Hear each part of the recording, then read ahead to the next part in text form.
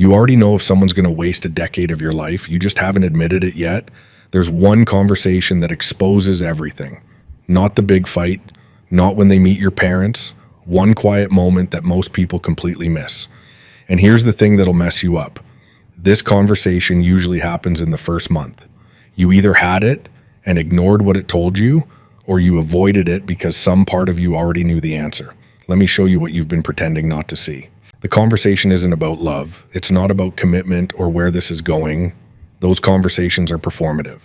People lie in those. They tell you what you want to hear because the stakes feel obvious. The conversation that matters is about disappointment, specifically how they handle it when life doesn't go their way. Most people think compatibility is about shared interests or attraction or chemistry. That's surface level. Real compatibility is about emotional architecture. It's about whether two people process pain the same way. Because relationships aren't tested by the good times, they're tested by the 10,000 small disappointments that accumulate over years. Here's what nobody tells you. The way someone reacts to a missed reservation reveals more than a year of perfect dates. Think about the last time something small went wrong around them. A canceled plan, a delayed flight, a restaurant that lost their booking. Did they adapt? Or did they spiral? Did they solve it? Or did they need you to manage their emotions about it? Pay attention now, because this is the pattern that will define your next decade. Someone who externalizes every disappointment will eventually make you responsible for their happiness. It starts small. You cancel dinner because you're sick and they make it about them feeling rejected. A year later, you're managing their emotional reactions to traffic. 5 years later, you're walking on eggshells around normal life events because their distress has become your job. The opposite is just as revealing. Someone who internalizes everything and refuses to express disappointment will quietly resent you for 1,000 unspoken grievances. They'll smile through frustration, agree when they don't agree, then one day they'll detonate over something that seems random, and you'll realize they've been keeping score the entire time. Both patterns destroy relationships, just at different speeds.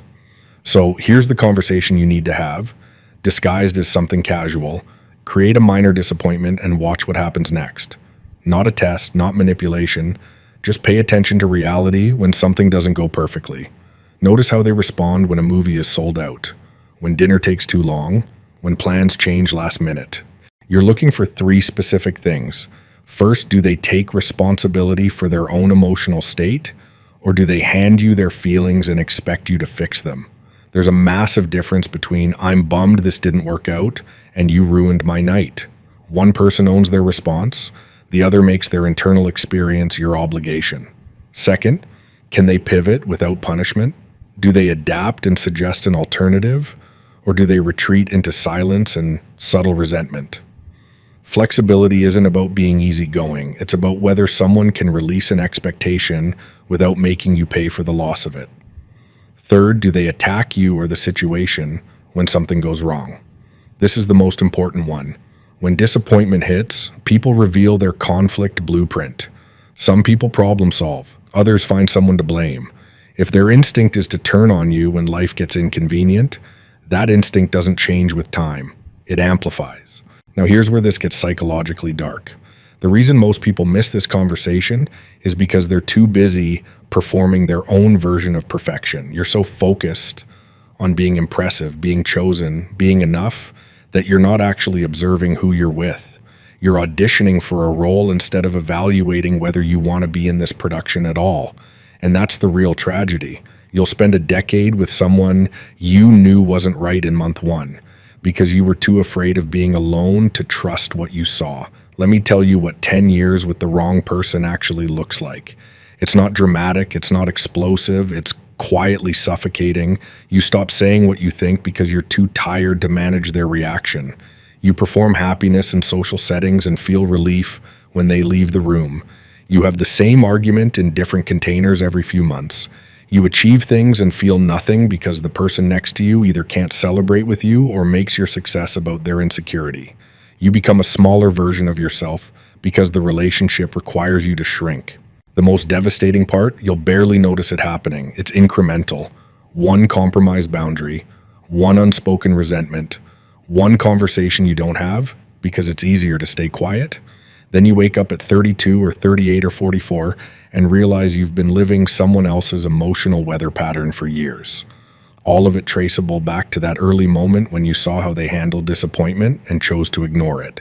Because here's what you need to understand. People don't hide who they are early on. They show you exactly who they are. You just rewrite the narrative because you want it to work.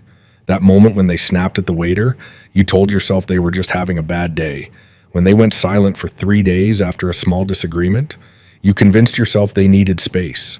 When they made you responsible for fixing their mood after something minor went wrong, you called it being supportive. But it wasn't isolated. It was the pattern introducing itself. The healthiest relationships are between two people who can hold their own emotional weight. They feel disappointment and don't weaponize it. They have needs and can articulate them without punishment. They encounter conflict and move toward resolution instead of blame. Those people are rare, not because humans are inherently broken, but because most people haven't done the internal work to stop outsourcing their emotional regulation.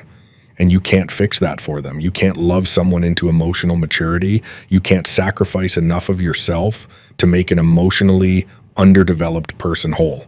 That's not how psychology works. So what do you do with this information? Stop ignoring the data. When someone shows you how they handle disappointment, believe them immediately. Don't wait for the pattern to repeat 15 times before you take it seriously. Don't make excuses. Don't tell yourself it'll get better when they're less stressed or more comfortable or after you've been together longer. It won't.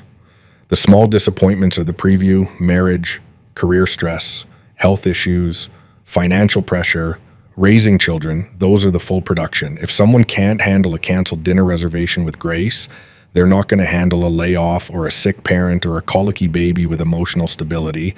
You're not being judgmental by observing this. You're being realistic. And here's the empowering part. Once you see this clearly, you stop wasting time. You stop investing years into people who showed you exactly who they were in week 3. You stop confusing potential with reality. You stop building futures with people who can't navigate present moment disappointment. You've probably already had this conversation with someone, maybe multiple people. The question isn't whether you've seen how they handled disappointment. The question is whether you're brave enough to trust what you saw.